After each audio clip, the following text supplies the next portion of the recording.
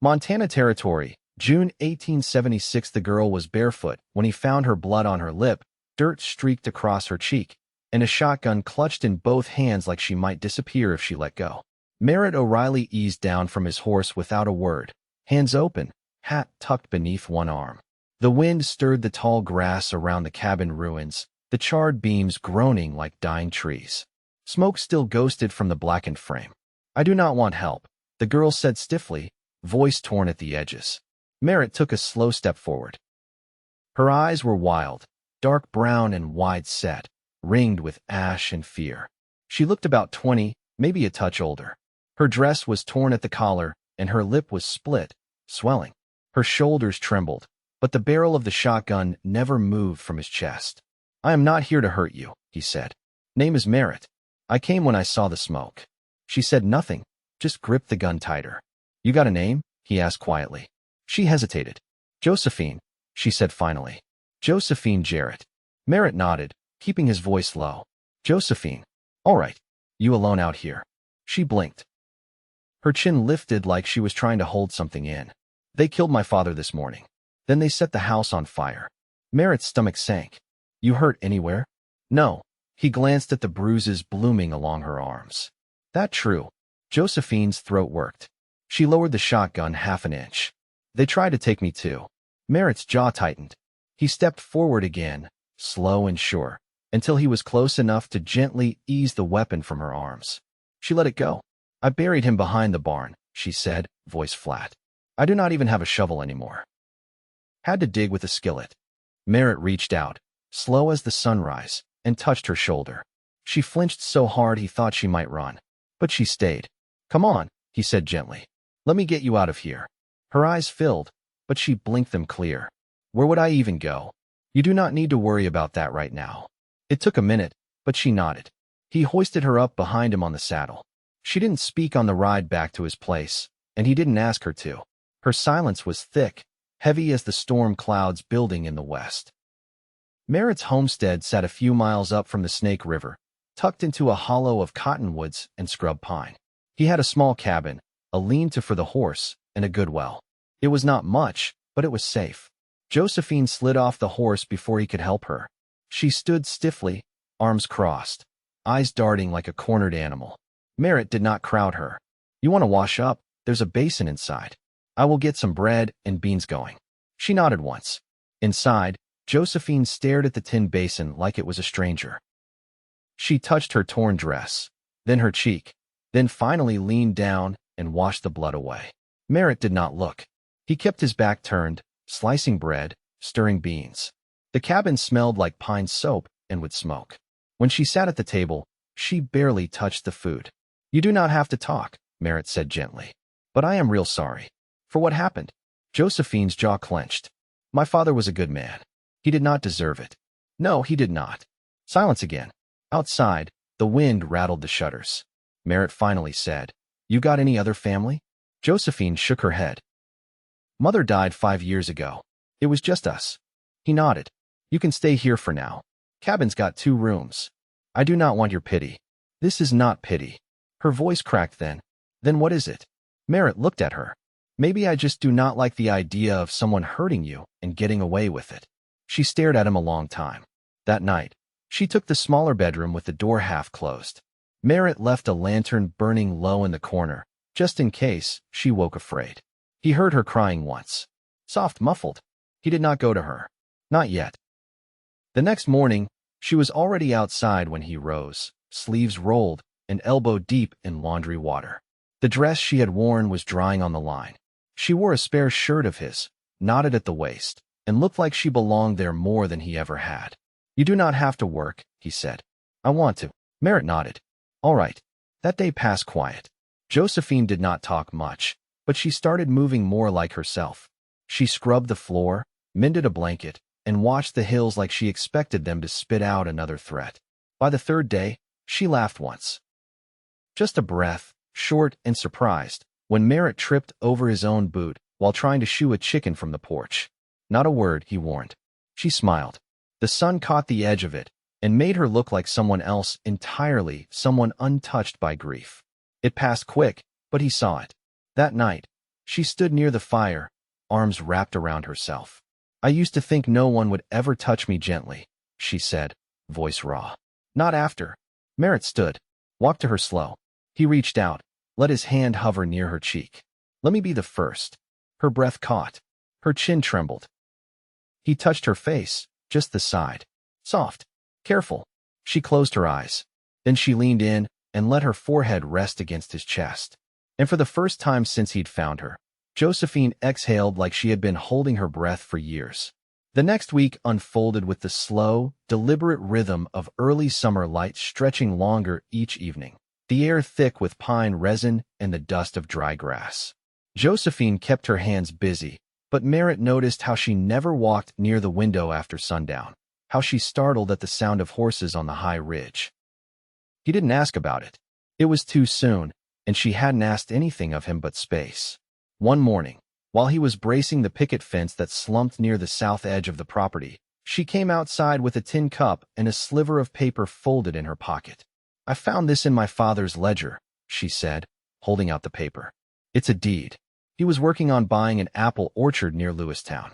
Was going to surprise me once the contract cleared. Merritt took the paper. The ink had faded, and one corner was charred, but the township lines were still legible. That's 5 days' ride from here. She nodded. I don't want it to go to someone else. I think he would have wanted me to have it. He studied her. Her eyes were steady, but he saw the pulse jumping in her throat. You sure you want to leave? He asked carefully.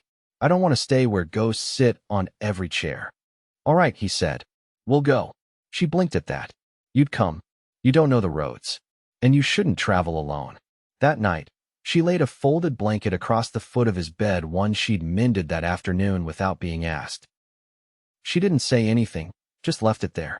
Merritt ran his hand over the stitches, unfamiliar with the way something simple could feel like a promise. They left before dawn 2 days later, with provisions packed low on his gelding and her father's old rifle tucked into one saddle scabbard. Josephine rode astride now, her legs steady, her back straight. She didn't flinch at shadows anymore, but she kept her eyes sharp on the horizon.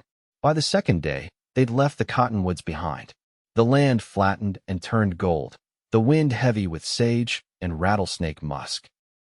They camped near a stream that cut through the hills like a silver rope. That evening, after coffee boiled down to thick bitterness and the fire burned low, Josephine asked, "Did you ever lose anyone?" He didn't answer right away. The fire popped, and a breeze tugged at the edge of her shawl. "My brother," he said finally. "War took him. The kind of death that doesn't leave a body behind." She didn't ask which side. Folks in Montana Territory didn't. "I used to think grief was something you got through," she said. "Like a fever. But it's more like a house with no roof. Rain just keeps finding you." He looked at her, the way her hands curled over her knees, the way she didn't meet his gaze. "Some things don't need fixing," he said. "Just sheltering." She turned toward him. Her eyes didn't shine, they were too dry for that, but they softened. "You always talk like that." "Like what?" "Like each word's been earned." He smiled a little, the kind that didn't reach his mouth. "I talk slow so I don't say the wrong thing." "Well," she said, "you haven't yet." They didn't speak again until the fire died. By the fourth morning, they reached a ridge that looked down into a narrow valley where the orchard should have been. The land was overgrown, the trees tangled and wild with neglect. Josephine dismounted and walked ahead, boots crushing dry weeds. Merritt followed, keeping a respectful distance. She reached the first tree and touched its bark, rough and flaking. Then she looked back at him. "It's not much," she said. "It's yours." That afternoon, they found the cabin. It was small, with one door hanging loose and a chimney half collapsed, but it stood. Josephine walked through it, like someone remembering a place from a dream. "I think I'll stay," she said, voice quiet. Merritt looked around. The place needed everything: new shingles, a fresh well rope, the eastern wall shored up, but he nodded. "I'll help you get it settled." She didn't answer right away. "Then, you could stay too." He met her eyes. "You want that?" "I wouldn't ask if I didn't." Evening settled over them, soft and amber. She stood at the edge of her father's dream, her shadow long across the grass. Merritt walked up beside her. "You sure?" he asked again, a whisper of hesitation in his voice. "I don't want to live alone," she said. "Not anymore." He didn't touch her that night, but he stayed. And when she woke in the dark and reached for him, he was already listening. The orchard took shape slowly, not by miracle but by sweat and stubbornness. Merritt cleared the underbrush with a borrowed axe, his shirt soaked through before noon most days. Josephine trimmed the branches with careful hands, learning which limbs to cut and which to leave by watching how the light passed through them. They discovered the well was still good when Josephine dropped a stone down and counted the seconds before it splashed. Merritt drew up a pail the next morning and handed it to her without a word. She drank deep, then wiped her mouth on her sleeve and nodded once, like something private had been proven. By July's midpoint, the roof was patched, the hearth swept clean, and the table sanded smooth. Josephine lined the shelves with pine needles until they could trade for oilcloth. Merritt built a cradle of sorts for the young apple saplings they planted together along the eastern fence line. One evening, while she stitched a hem by lantern light, Merritt sat nearby, sanding a rough-handled hoe. She glanced over without lifting her head. "You always work late." He looked down at the handle. "Not always." "So why tonight?" He set the tool aside. "You're here." She didn't answer right away. Her fingers moved in slow, even stitches, the thread catching faintly in the flame's flicker. "You don't ask questions you want answered, do you?" she said. "I reckon if you want me to know something, you'll tell me." She set the fabric down. "I was supposed to marry a man in Miles City. My father arranged it. He was older, had a freight contract through Judith Basin. I only met him once. You didn't want it. I didn't want to be owned." Merritt didn't speak, just watched her, the way her shoulders squared even sitting still.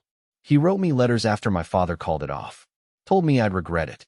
Told me no man would ever want something touched by another first." Her voice didn't tremble, but she looked past him, to the window where the night pressed unbroken. "You're not touched," Merritt said. "You were taken from." Josephine blinked once, slow. "You always know the right thing to say?" "I just know what I believe." She nodded once, like she'd been waiting to see if he'd say that. They didn't touch that night. But when she rose to bank the fire, she rested her hand on his shoulder a moment longer than necessary. It was the first time she reached for him without fear. The next morning, she kissed his cheek before stepping out into the orchard. There was no hesitation in it, no apology. Merritt stood at the door long after she'd gone, the warmth of her still pressed just beneath his skin. By the time the first apples began to form small, green, and hard as marbles, Josephine had taken to humming while she worked. Not loud, not for anyone but herself. Merritt never mentioned it, but he noticed the way it filled the space between them like something growing. Late one afternoon, a rider came up the path. Josephine was in the root cellar. Merritt stepped out to meet the man, his palm resting near the rifle propped beside the door. The rider was lean and dusty, his eyes narrowed from sun and suspicion. "You Merritt O'Reilly?" "I am." The man looked past him toward the orchard. "Heard there was a Jarrett girl out here. I got word she's owed property near Lewistown." Merritt didn't blink. "She's inside." "I got papers," the man said, tapping his coat. "From Fergus County Court." Josephine stepped up quietly behind Merritt, brushing dust from her hands. "What kind of papers?" The man turned. "Judge signed transfer of ownership. It's yours. Full claim." Josephine looked to Merritt, then back at the rider. "Why bring them yourself?" "Judge owed your father a debt. Figured he'd do right by the girl." She stepped forward and took the envelope. "Thank you." The man nodded once, tipped his hat, and turned his horse without another word. Josephine held the deed in both hands for a long while after he'd gone. "You all right?" Merritt asked. She nodded. "It just feels strange, having something that's mine and knowing no one can take it." Merritt stepped beside her. "It's ours now." She looked up at him, her face full of something quiet and fierce. "You mean that?" "I wouldn't have said it otherwise."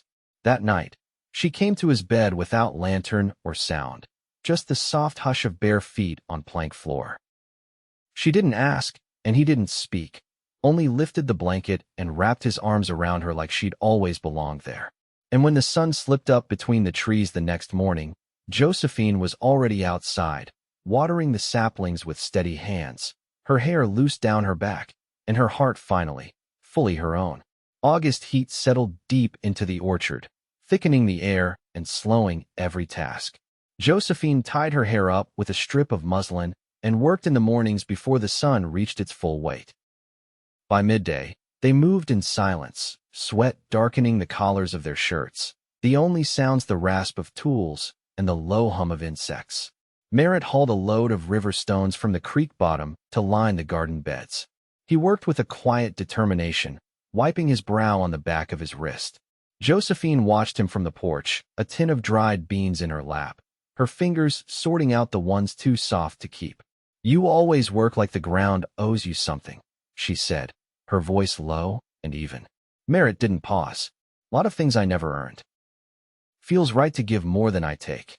She considered that, her hands stilled. "You never told me where your people are." "Gone," he said without looking up. "Some to the war, some to other places. I stopped waiting on letters a long time ago." She nodded once and stood, brushing the dust from her skirts. "You don't speak much of yourself. I figured you'd lived enough noise for a while." She stepped down off the porch and walked slowly toward him. "You think quiet makes you kind?"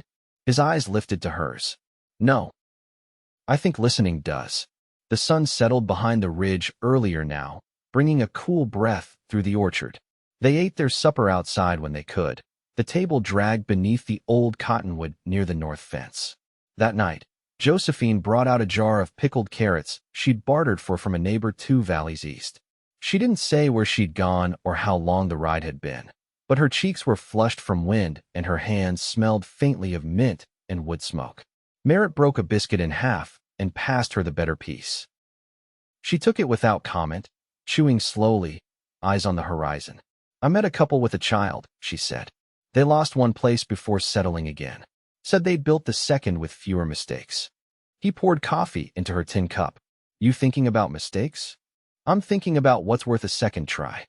He didn't answer, just leaned back and watched the sky shift from gold to slate. That night, as the cabin cooled and the walls creaked with the wind's touch, she lay beside him and traced the ridge of his knuckles with her fingers. "I never wanted sweetness before," she whispered. "Didn't think I could ask for it." He turned his hand beneath hers and held it steady. "You don't have to ask." The next morning, they rode west to the trading post, a place where the trail split near a shallow bend in the Judith River. Josephine rode ahead, her shoulders easy, the rifle across her saddle blanket more habit than fear. Merritt followed close behind, one hand resting against the leather satchel that held the list she'd written by lamplight the night before. Inside the post, she bartered for a cast-iron kettle and a bolt of undyed muslin. Merritt paid the blacksmith for a new horseshoe and asked after a bag of seed oats. On their way out, the general store owner paused. "You two buying up like winter's already on your heels," he said. Josephine glanced at Merritt, then back at the man. "We've got something worth keeping warm." They rode home at a canter, the wind lifting the edge of her shawl and threading through Merritt's coat. By the time they reached the orchard, the light was silvered, and the trees swayed in the evening hush. Josephine dismounted and turned to him before he could step down. "I want to marry you." Merritt looked at her, the reins still looped in his fingers. "You sure?" "I've never been more certain of anything." He stepped down, boots landing firm in the dirt. "Then we'll do it proper. I'll ride to the circuit judge in Lewistown, get the bands set." She nodded. "I don't want a dress. Just the truth between us. You'll have that. Every day forward." That night, she took his hand beneath the covers and held it against her heart. Not because she needed comfort, but because it was hers to offer. The circuit judge came through Lewistown once every 2 months, and when Merritt returned from the town 3 days later, his coat dusted in road grit and his hair damp from a midday rain, he carried the signed license in the inside pocket of his vest. Josephine met him halfway down the orchard path, her hands stained with walnut hull from soaking dye into muslin. He didn't say anything at first, just reached into his vest and held out the folded parchment. She opened it slowly, her thumb brushing over the inked names, their names, and the dates set down in the judge's steady hand. The wind shifted behind them, and Merritt cleared his throat. "There's a preacher west of the Judith Gap.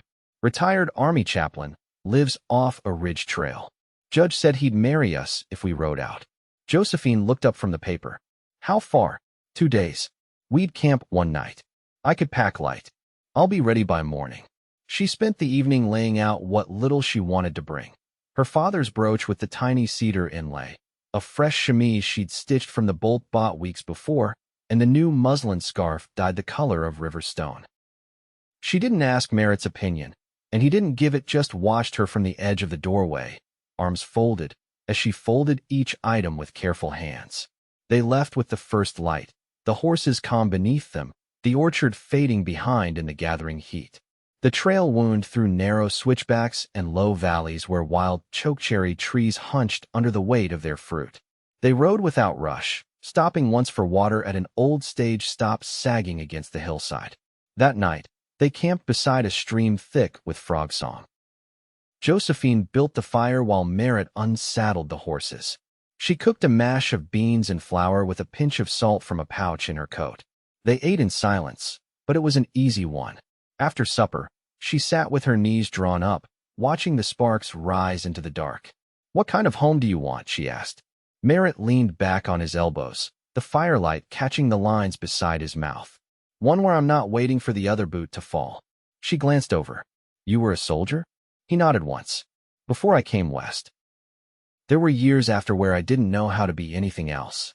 Took me a long time to learn quiet doesn't mean empty." Josephine picked a twig from the ground and tossed it into the flames. "I don't want to live on the edge of fear anymore. I want a life where I can hang laundry without watching the hills." "You'll have that," he said. "With me you will." She didn't answer, only leaned her head against his shoulder and stayed that way until the fire burned low. The preacher's cabin sat on a bluff above the wheatgrass plains, a whitewashed place with a bell that hadn't rung since the war ended. He met them with a warm nod and a hand calloused from chopping wood. His wife, a quiet woman with a gentle face, gave Josephine a small bouquet of late summer asters without saying a word. They stood beneath the shade of an elm tree while the preacher spoke the vows in measured tones. Josephine's eyes didn't leave Merritt's once. When it came time to speak, she said, "I do," with a voice steady as stone. Merritt's reply was quieter, but the weight of it settled deep. The preacher asked if they had rings. Merritt reached into his pocket and pulled out a copper band, rough but polished. He'd made it himself, she realized. It slipped onto her finger like it had always belonged. They were given bread and a jar of honey as a gift. The preacher's wife hugged Josephine once, brief and tight. They rode home slow, the sun behind them and the wind light. When the orchard crested into view, Josephine leaned forward in the saddle, eyes bright. "I want to plant lilac near the door," she said, "and build a bench beneath the fence line." Merritt smiled, the kind that sat easy on his face. "We'll do both." That night, they lay in their own bed, the walls they had mended holding firm around them. Josephine turned toward him, her fingers tracing the line of his jaw. "Thank you for choosing me," she whispered. "I didn't choose you," he said. "I found you, and then I stayed." She kissed him then, slow and sure, the kind of kiss that didn't ask for anything but gave everything. When they fell asleep, her hand rested in his, their fingers laced like roots grown into the same earth. Years passed quiet but full. They planted lilac, just as she said, and built the bench beneath the fence. The orchard thrived.